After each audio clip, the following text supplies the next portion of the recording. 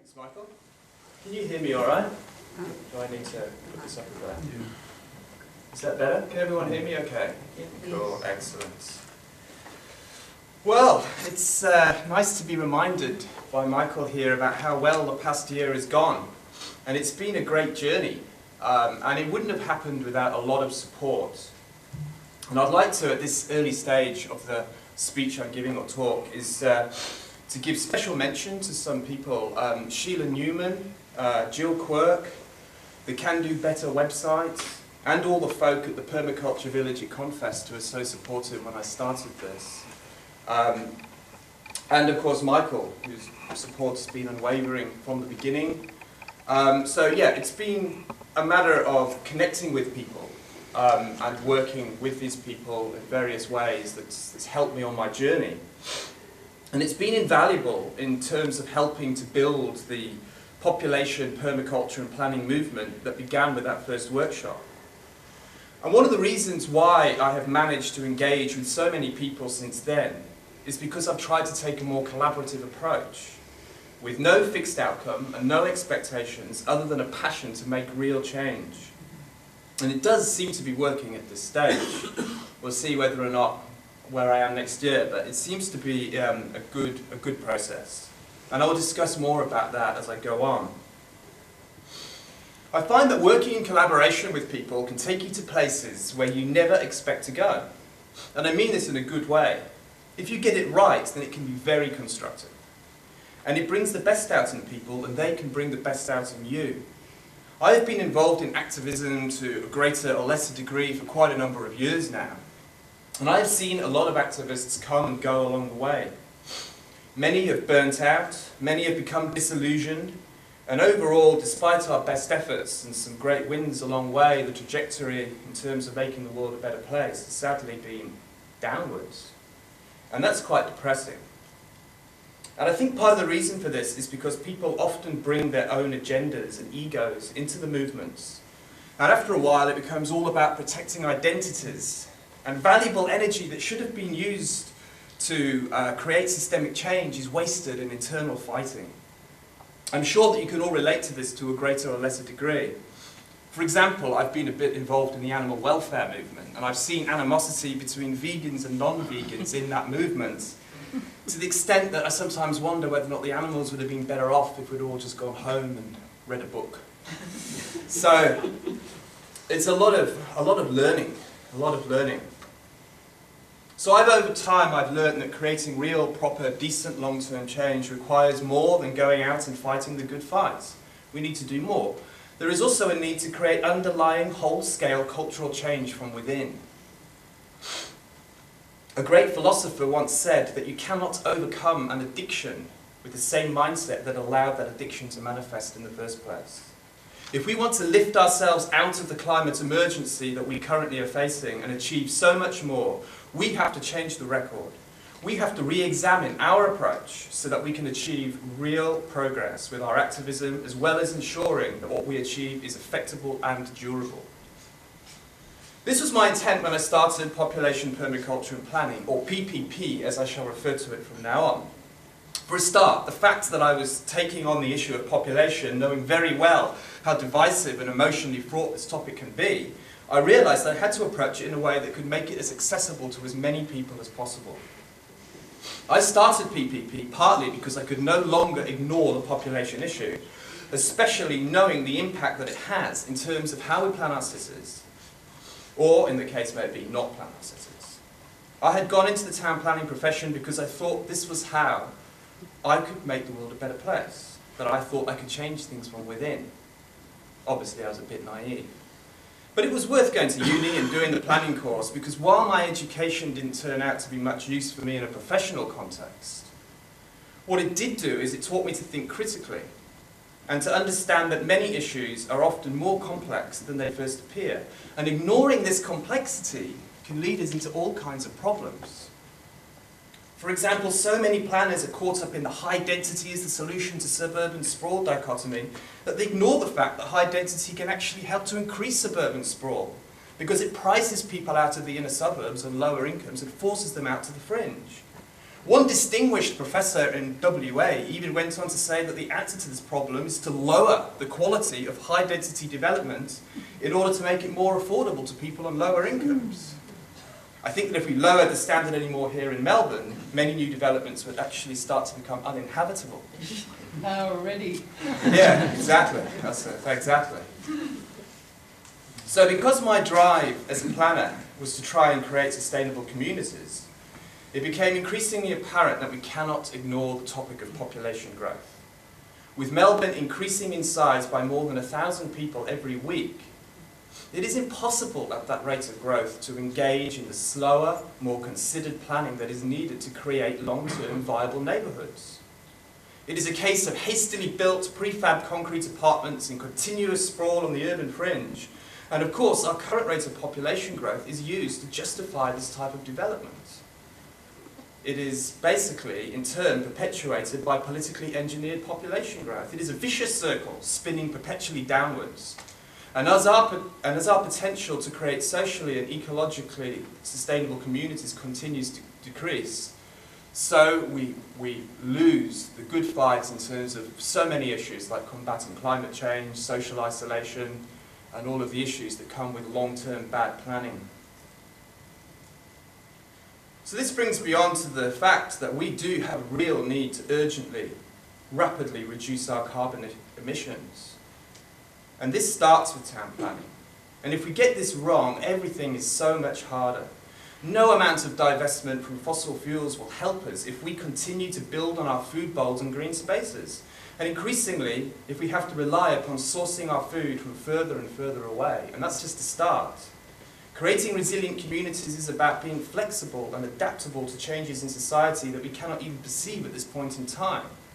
And we are living in extremely uncertain times. It may just be that we will come to value the larger middle suburbs that are currently targeted for subdivision, and that we will look towards retrofitting them as permaculture communities. You know, there's good soil out there, you know, that's been lovingly enriched over the decades by generations of Greek and Italian migrants. We have the infrastructure in place to produce a good proportion of our fruit and vegetables from this undertapped resource. In fact, the co-founder of Population Permaculture and Planning has a new book coming out later this year, which is all about how we can use the gardens of the middle suburbs as a resource in a post-climate future to provide much of our food. So this is the kind of thinking that we need to be having. We need to be starting to think outside the box. But I'm digressing a little bit. So I'll come back to the original sort of purpose of what I'm meant to be talking about, which is communication. So anyway, I came to realise the important interconnection of permaculture and town planning and population in terms of creating long-term viable sustainable communities, and that by discussing the three together in context, I could make the issue of population so much more approachable to many more people. And so I started to run the workshops, and by doing so I began to draw people in who would otherwise would not have been necessarily interested in discussing the population issue. Importantly, it had to be a collaborative effort. When we engage with people about population, or indeed any other subject for that matter, we must try to connect with their worldview, to see it from the prism of their perspective, and use that as a starting point. So I always begin each workshop by brainstorming ideas with the participants at the beginning. And that way they're better able to feel as though they are part of the creative process. And then they share some of the ownership of the outcome of that workshop. So everyone feels that they're part of a conversation together. It is not a case of me lecturing to people how they should view a particular topic. Instead, it is a step-by-step process. And this always leads to an understanding that our current rate of population growth is something that has to be questioned. I'm not saying that everyone comes out of every workshop agreeing that we should reduce migration, but almost all come out knowing that population is an important consideration, and importantly that it is okay to discuss it, especially when looking at its importance in a wider context. Importantly, we need to help people to think about population without challenging their values or their political identity.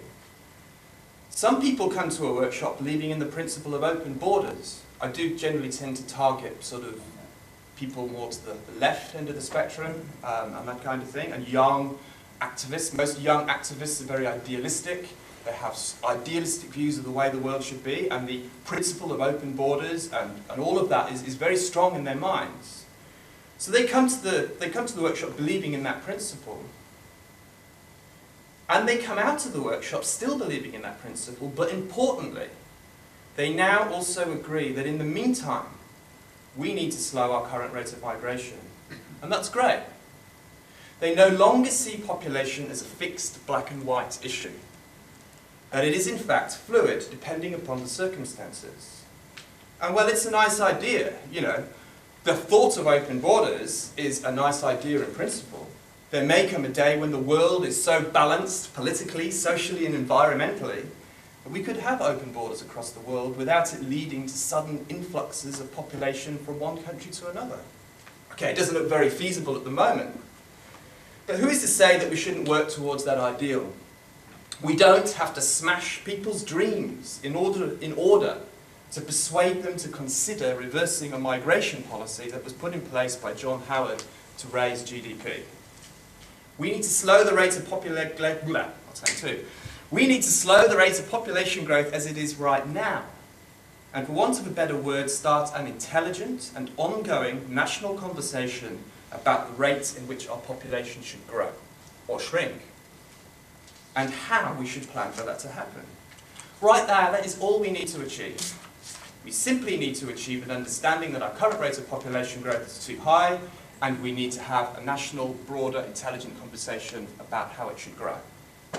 As population activists, we ourselves need to acknowledge that we all have differing values, and that we should be comfortable with the fact that we do not all need to share the same values in order to bring about change.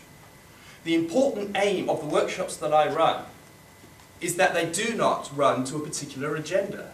They always have slightly different outcomes, and they always go in a direction that I never particularly perceive when I start them. The only real agenda is to connect the three issues of population, permaculture and planning, because the three are interconnected if we want to create sustainable communities. So this attitude, I think, needs to form a wider approach in terms of how we work with other activists. That we work together towards finding areas in which we can connect, that in turn allows us to feel comfortable with different values and perspectives. We need to see our work as being part of an ongoing conversation that will always be greater than the sum of one person's perspective. That way, we don't get bogged down in internal politics and our values do not become threatened because our agenda is fluid. By taking this approach, we in turn can have a profound influence on the people that we interact with. They pick up on this sentiment, and they themselves are more likely to become open-minded and become open to challenging assumptions. And they become open to seeing things from other perspectives. So basically what I'm saying is we need to work together to find areas where we can connect and not focus on the games of ego that occur through the issues that divide us. That's what got us into this mess. We need a different kind of thinking to let us get out of the mess and, more importantly, to stay out of it. So when discussing population, let your starting point be about finding the issues that you have in common. It could be about congestion, climate change, loss of heritage, the list goes on. It is not about us pushing our view of the world onto people. Instead, it is about helping them to see population in a new light by showing how it connects to the issues that are important to them. This is the kind of thinking that we need in order to create a truly sustainable and resilient world. We need to think outside the matrix and to help others do the same, basically. So that's what I've got written down, but I will now go into general chat conversation mode. I don't know how much time I've got left. Oh, you've still got Heaps, haven't I? heaps of time. I've got about heaps of 10 time minutes. left. 10 minutes. 10 minutes. So we'll start off with 3 questions. Yeah. Try to keep them singular questions if you can. Yeah. All speakers will be around afterwards if you want to make comments or a more open conversation. I get a bit of extra time to rant because I have a shorter talk. Exactly. Good. But let's keep with 3 questions, and we've got 1, 2, 3, and we'll see how we go after them. Okay. The gentleman just at the back there. G'day, I'm Mike. Hi. Victoria owes, last time I looked at a number, it contributes a deficit of $20 billion a year to the trade deficit. Is that sustainable? No. New South Wales contributes around about the same, maybe a bit more to the deficit. Yes. Is that sustainable? No.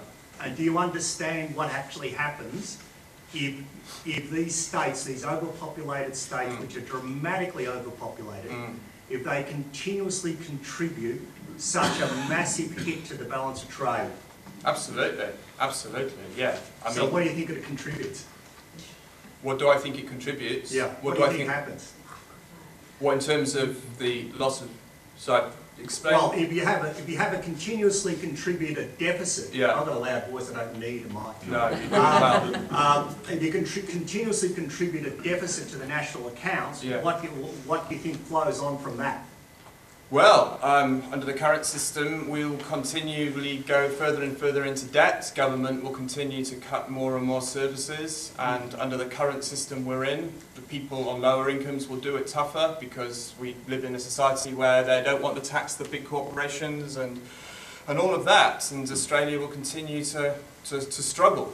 So, you know, we have a huge infrastructure debt in this country, and this is one of the big issues in population growth is our infrastructure can't keep up with it, and it's pushing us further and further into the red because we can't keep up with the infrastructure. So population growth is a huge issue in terms of debt, creating debt, because massive infrastructure debt and growing all the time. And this is, of course, not talked about in the media when they talk about our deficits. The issue of how population growth increases our deficit through the infrastructure debt is just not talked about. And it's quite interesting because it is such a very, very big issue. So if we really want to slow our increasing debt down, reducing our rate of migration to a more workable number will play a big role in doing that. Yeah. We had a question from Martin at the front here. I'm Martin from Crane. Tell me, Mark, you're a planner. Yeah. Mike as well. It's on. It's on. Yeah, Martin from Crane. Mark, you're a planner. Yeah. Is there any planning paradigm that will really allow Melbourne's population to grow without undermining the livability of the current residents? In other words, is Melbourne already full? Well, overall, I would say Melbourne's full because there are many areas of Melbourne that should never have been built, and I'm talking about the large amounts of suburban sprawl that we have. And there are also many high-density developments in the inner suburbs that should never have been built. So, yeah, overall, I would say Melbourne is full. However, there are areas of Melbourne that could, with very good planning in place, and that planning I would not say is there now, but with very good planning in place, there are areas of Melbourne that could benefit from a modest increase in population if it was done well. The problem with Melbourne is that it's full, but it's not only full, but the distribution of population is in the wrong areas. So too much suburban sprawl, too much high density in areas where it's not needed, and not enough good quality, sensible planning for a modest increase in population growth in certain areas of Melbourne, such as Keon Park and places like that. And I think we had a third question from Sandra, our national president. And I know to follow instructions and wait for the mic. So there's no hurry, Jill. I'm going to try and do a long answer to this. Give me an excuse for a long answer. Mark, you said that most of the people who go through your workshops come out with a greater understanding of the population. You also said that you deal with a lot of I guess more left-wing people, are very ideological about open borders. Yes. I'd like to know more about the process you go through in getting them to reach an understanding of population, because my experience of those young left-wing idealists is that they're very, very hard to move. Yeah, they are hard to move, and I think the most important thing is to start by talking about the issues of suburban sprawl. I mean, most people of this calibre, that they're not at the stage yet where they're closed their minds completely. There are some people who I can't get through to, no matter how hard I try and put a really good, sensible sort of argument forward. I'm not going to change them, because they're so locked into that mindset about we must never question population under any circumstances. And there are some people you're just not going to be able to change. And you just basically walk away from those people because it's a waste of your energy and resources to try and convert them. But I find that there are quite a few people sort of younger, when they're in their 20s and early 30s and the brain's still more pliable, who are able to think about these issues and not get locked into that sort of single sort of issue identity. And I begin we begin by talking about why suburban sprawl is a very bad thing, and very few people disagree with that. And then a lot of these people also realise that we need to protect our green spaces, and that we need to do so much more to protect the inner suburbs and the walkability of the inner suburbs and that kind of thing. And a lot of people come from a permaculture understanding as well, and they understand that the gardens and the green spaces in the inner suburbs are a potential resource, not just for producing food, but also for creating microclimates and green spaces. I mean, there's heaps of evidence out there to show that people are psychologically healthier if they're within walking distance of nature. And the Heart Foundation has got evidence to show that if you live in walkable neighbourhoods, people will get out and walk and feel healthier than if they're stuck in their house all day, because the only reason why they go out is to drive. So you talk people through the process of how we plan sustainably. And then we talk about, well, how does our current rate of population growth fit in with this? And we'll say, well, under the current planning system, it becomes very obvious that our current rate of growth is not sustainable, because we basically have this dichotomy of suburban sprawl versus high density. And they realise, by talking them through it step by step, that the population growth is perpetuating the problem. And I also, talk about issues like, for example, we get them to explore the issues of how places like Footscray, which are multicultural communities, are actually in danger of not being so multicultural in the future because of the homogeneous kind of development that's going on there, which is pricing people on lower incomes and will continue to price people on lower incomes out of Footscray. Because what happens is there's this sort of excuse that we can build high density and that somehow it will stop suburban sprawl. But it doesn't, it gentrifies areas. And as I said earlier, it forces people out of areas. So what's actually happening is our current rate of population growth is also largely having a negative impact on multiculturalism. If we want to see multiculturalism as about creating multicultural communities, what it's doing is it's pushing people out to the fringe. So it's destroying those cohesive communities. So we try and think outside the box. We try and look at things from another perspective, and we can see how actually, if we have a rapid rate of population growth that is there mainly to justify the current planning system and the current developer sort of led planning system, if we have that, then it's actually going to make many communities less resilient in the future. So we start to sort of create that connection between the planning system and population in those kind of ways, and get people to realise, well, hang on a minute, this isn't sustainable as it is now, and we need to change the way we approach those issues. 1 minute, yeah. So I think, is that everything? I've got 3 questions. I've had 3 questions. Does that answer your question, Fully? Do you have a follow-on? No? That's good. All right. Well, thank you very much for letting me talk. It's been great. Thank you.